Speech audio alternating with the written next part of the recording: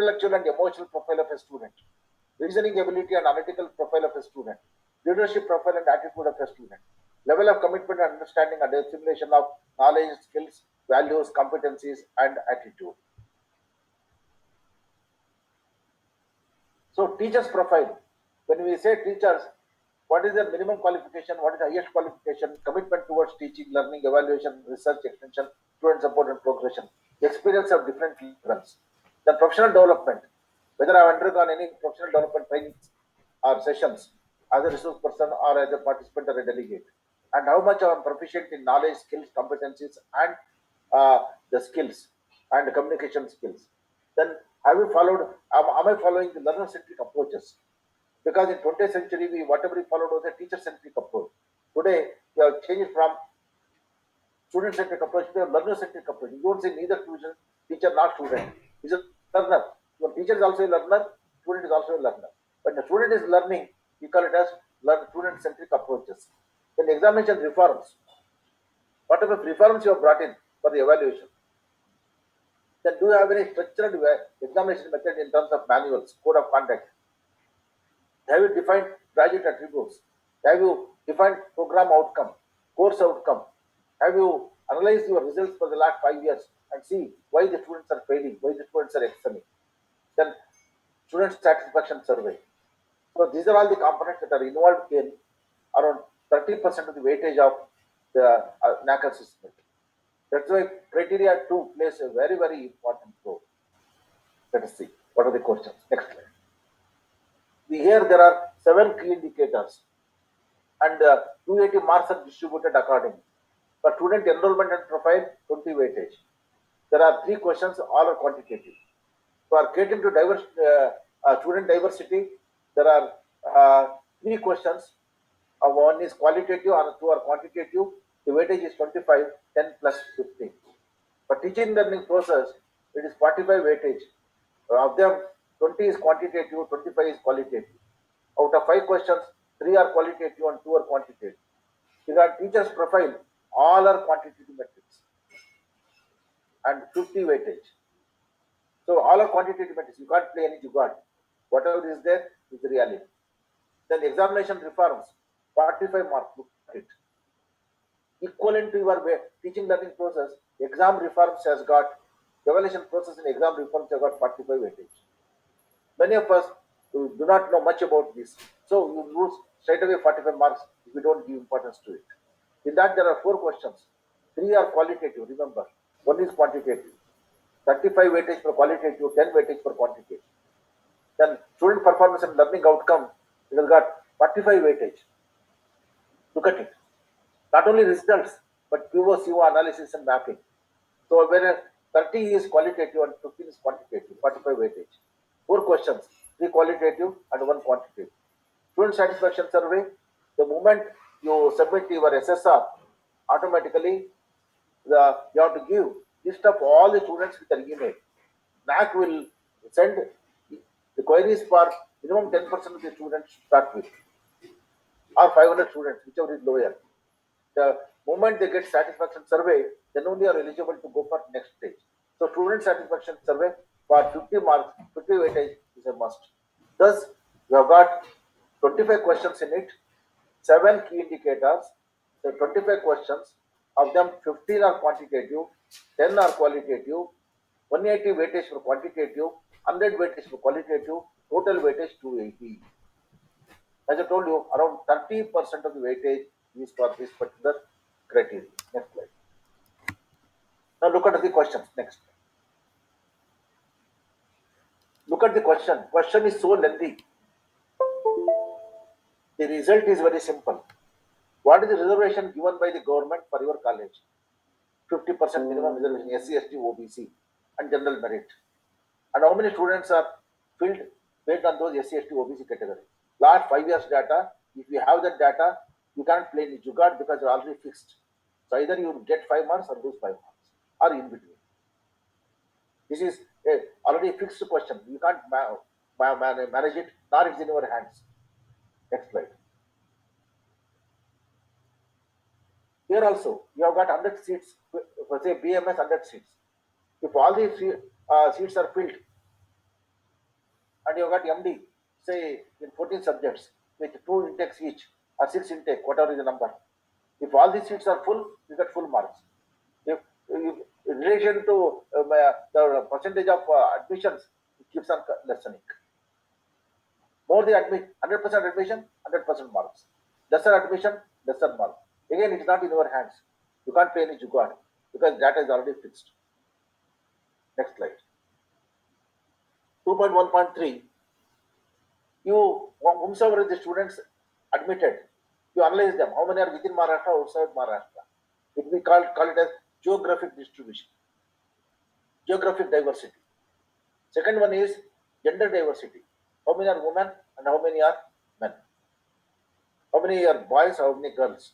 That becomes geographic diversity. Sorry, gender diversity. So gender diversity, geographic diversity. Geographic diversity is within Maharashtra, outside country. So ultimately that gives you 5 marks. Again, here you can't play any jugaad. What is already there, it has already fixed your marks. Next. Here, this is a very, very important component. It is a quantitative metrics. You have a mechanism to assess the learning level of the students after admission. Organize special programs for advanced learners. Question is very lengthy, but the answer is very simple.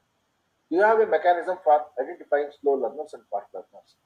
We use the words slow performers and advanced learners. The one who gets repeatedly failed is a slow learner, a low performer. The one who excels with 85 marks is become 75 marks is a advanced learner. What do you do for slow learner to improve? What do you do for advanced learners to improve further? If you have a strategy, mechanism, an SOP, if you followed it for the last 5 years, you get 10 marks. It's a quantitative metrics. Next. This is again straightforward question, either lose or gain. Since you all come under statutory bodies, you will have shown the required number of teachers as per the statutory norms. In other words, required number of professors, associate professors, and attendant professors. You get 5 out of 5 marks here. If the deficiency is less than 5%, if the deficiency is more than 5%, you lose marks here. Next slide. So this is a very easy question for you, provided you can write well and you can create the document well for the last 5 years. There is curricular activity. Is as per the timetable. Do you have any mechanism for co-curricular activities through students' clubs and forums to ensure that they give importance to their creativity, like model making, or creating a certain innovative product, or an innovative method of teaching learning, role play, something like that? It is beyond classroom activity. It should be through forums, or student clubs, or cultural societies. In other words, it's nothing but a co-curricular activity. So if we have a mechanism where through co-curricular activity you can bring in, this is the chance. You get 10 out of 10 marks provided you exhibit it in a proper manner, that you do have a mechanism to identify the creativity of the students, like model making or innovative idea, out of the box solutions, etc. Next. Student-centric methods. The last session also I told you. Today we go for learner-centric or student-centric methodology. What are they? Experiential learning, that you learn by hands-on experience, like your clinical diagnosis, you examining the patient, observing the signs and symptoms and recording it, ultimately giving observational ones, the hands-on experience ones, experiential learning, integrated multidisciplinary learning. Suppose there is a topic called diabetes mellitus. So diabetes mellitus, why it is diabetes mellitus? It is because of violet Langerhans in the pancreas. Or what is the role of it? Insulin is the hormone. How it affects sugar level, etc. It is physiology. What is structure of insulin? Biochemistry. So if you study all those things, we call it as horizontal integration. Suppose normal level of insulin is this much. Above it becomes abnormal. Below it becomes abnormal. That becomes medicinal and its impact of it. That becomes vertical integration. I've given you only one example. Normal nervous system, etc. Its understanding is horizontal. Its abnormality, paralysis, spinal disorders, etc., becomes vertical integration. So how do you teach your subject? By taking such issues. It could be subject related, it could be organ related, it could be system related, or it could be process related. So you have to identify interdisciplinary learning. Then participatory learning. We follow group discussions. So problem solving methodologies. Do you give a problem to a student? Case studies to solve them. It's not mathematics, it's a question of cases being presented. Suppose you say a patient comes with a history of cough, etc., etc., etc. Try to find out what are the reasons. Like that. So, problem solving methodologies, case studies, presentation. Self-directed learning. They give assignments to the student, seminar for a student, anything over and above you can do. Then patient-centric evidence-based learning. What is it you are going to do? And what are the topics that you teach regarding humanities, like social aspects, economic aspects, the cultural aspects. For example, you tell a person your protein is very less, you eat egg and non-vegetarian, but he is a pure vegetarian. You'll get offensive. You'll never come to you next day. So you should have cultural dimensions also when you want to know and what the patient's history at the same time treat the patient well. So you should be very, very sensitive for the cultural aspects, the demographic aspects, the family aspects, the local linguistic aspects. That is the reason why humanities plays a very, very important role to play. Suppose a poor fellow comes, you say, you take deep protein, you write a worth 500 rupees, his earning is 100 rupees a day. Instead of that, can you say what are the other alternative supplements to it? Leafy vegetables, which are available for 10 rupees. So that is where humanities comes into picture. Copybook style, what is there in the book, telling it is only theoretical. But what is reality on ground is very, very important. That's why humanities has to be taught to the students in a proper way. Project-based learning. Can you give a project to a student on a theme? They can work out the research methodology, literature survey, comes out with observations, analysis of results, and so on. Then role play. Nowadays, role play is very, very important. So students, particularly of nursing and other colleges, they go for role play. When they go to villages, etc., they play a role. How exactly polio spreads, AIDS spread, corona spreads, and ultimately they take cognizance. They make people to understand it. What is the importance of mask? What is the importance of smoking? What is the importance of tobacco cessation? All these aspects through role play, both for student to understand, also to communicate to the public. So 10 marks for it. This is how, this is a very, very important component. Though it's got only 10 marks, it ultimately depicts, it is just like blood of the body. It is required for to keep all the organs alive. This is a very, very important component. It keeps the teachers alive, the students alive, the teaching process alive. Clinical skills. Nowadays, this is a latest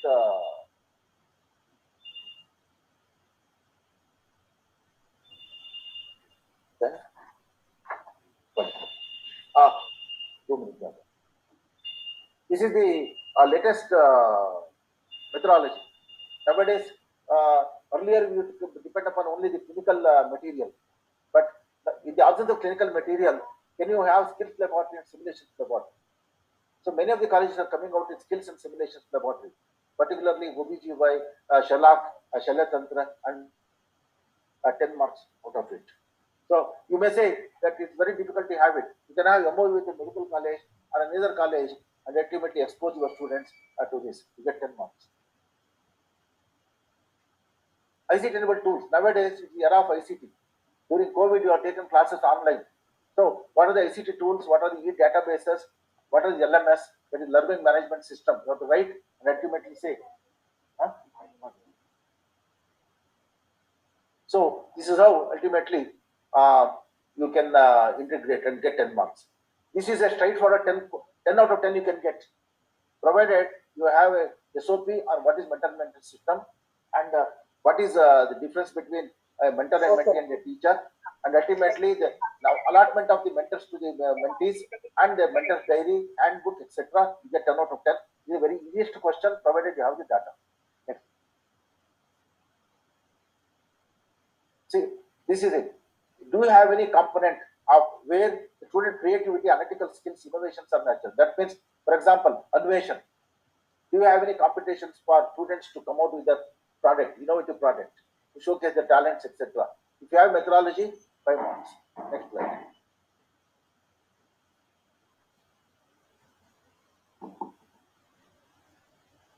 So you should have a creativity club. Then it will be easy for you. This is again a 100%. You will get 10 out of 10 because you already got full-time teachers. Again, sanctioned post because it's a statutory body. You will be getting 10 out of 10 provided you have got appointment orders of all the teachers with their appointment order, with their Aadhaar card, with their PAN card, and other things. Number of teachers with over and above the qualification that is required as per your statutory body. That means those who got PhD are eligible to become PhD guides. If they have got that, you should make it. For example, there are 100 teachers. Of them, minimum 25 are having PhD or got experience to become a guide. If you can note down all these points, you get and give a document with a quantitative matrix with 10 out of 10 marks. Next slide. This is again a very easy question. You create an Excel sheet, put 1 to 100 teachers, their name and date of joining service until today. You calculate the experience, you take the average of it, and ensure that you have got good number of teachers with good experience, so that minimum 5 years and above you get. Then only you get marks. Otherwise, you don't get marks. If all of them are fresh, you don't get any marks at all. Next slide. I told you, ICT enabled teaching learning methodology is a must today. Are you training your students, teachers? So if you are training the teachers on ICT-enabled teaching learning methodology through sessions, if you have the documents, through quantitative metrics, you get 10 out of 10 marks. Next. This is again, we can't play any jugaad. If you have received any good awards from national or international bodies or professional bodies, if you have the list of it with evidences, you get 10 marks, otherwise you lose marks. Next slide. This I told you in the beginning only.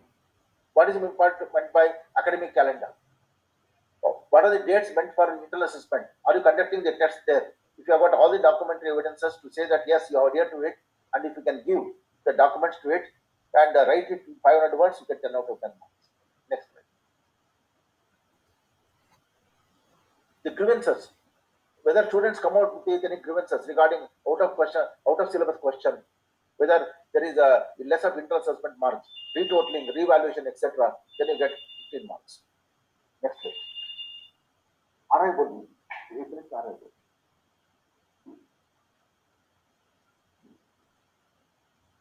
So, examination reforms.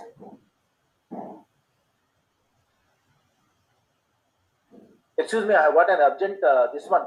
There are a few more questions. I request the organizer to run through.